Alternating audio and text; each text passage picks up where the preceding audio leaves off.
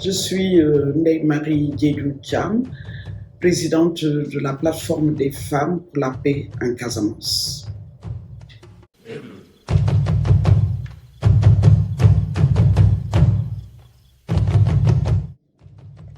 Le vivre ensemble, pour moi, est l'acceptation de l'autre dans sa différence. Différence par rapport à la couleur de la peau, par rapport à la culture, par rapport au sexe, par rapport à la langue, etc. C'est ça l'acceptation de l'autre. Prendre l'autre comme un autre soi-même, la tolérance dans le vécu, avec les populations, avec tout le monde, faire en sorte que les gens soient dans la paix, que les gens soient dans la joie et qu'on puisse se comprendre pour vivre ensemble.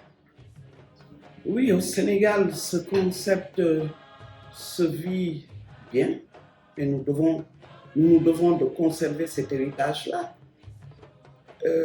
Grâce à certaines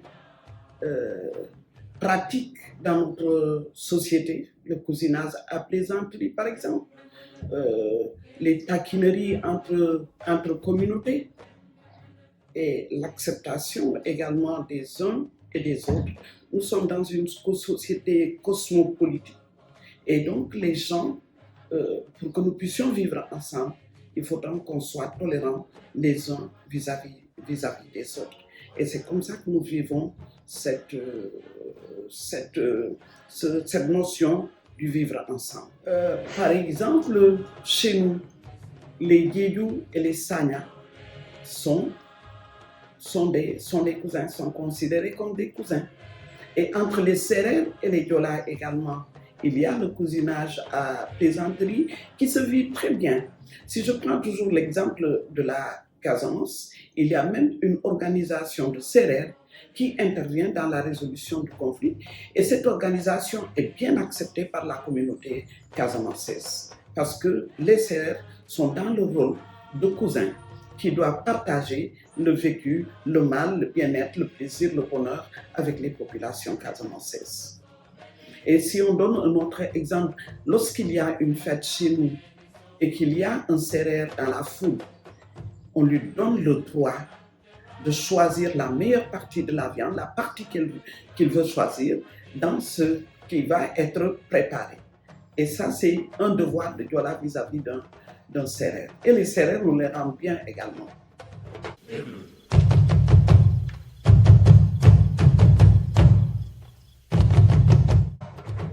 Les femmes, chez nous, constituent le socle de la société. Nous avons le devoir régalien de maintenir la cohésion sociale, de faire en sorte que la communauté, que la famille soit en paix.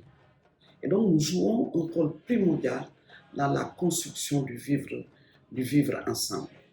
Au niveau sous-régional, nous avons mis en place le Forum des femmes de l'espace Sénégal-Gambie-Guinée-Bissau. Malgré les barrières linguistiques, nous trouvons toujours des solutions pour que nous puissions échanger et nous comprendre. En fait, ce n'est pas très compliqué parce que c'est les mêmes populations qu'on retrouve aussi bien en Gambie, en Guinée-Bissau qu'au Sénégal. Bon, nous essayons et nous arrivons à transcender cette barrière linguistique.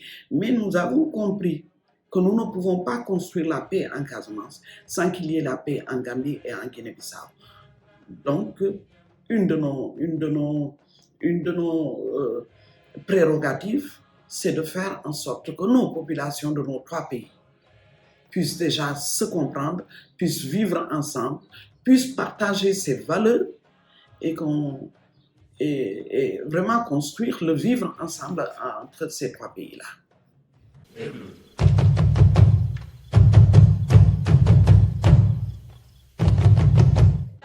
J'avoue que c'est la première fois que j'entends parler de ça, du vivre ensemble, la journée internationale du vivre ensemble. Je viens de l'apprendre avec les documents que j'ai reçus, bien sûr, du CHED. Je pense qu'à partir de maintenant, nous devons l'intégrer dans notre programme pour vivre ensemble, Pour arriver à la paix, il faut d'abord vivre ensemble. Et nous allons intégrer ceci dans notre programme également et célébrer dorénavant la journée internationale du vivre ensemble. Je demanderai que l'on puisse continuer à faire le travail qui est attendu de nous, les piliers de la société. Il nous faut maintenir ce rôle-là qui nous est donné d'abord par notre tradition. Et ensuite, c'est un rôle que nous devons à la population tout entière. On compte sur nous.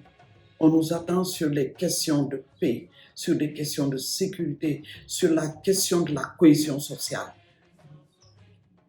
Regardez toutes les manifestations que nous avons au plan social. Ce sont les femmes que l'on trouve lors des enterrements, lors des fêtes, lors des décès. Ce sont les femmes qui sont là. Les initiations, ce sont les femmes qui sont là.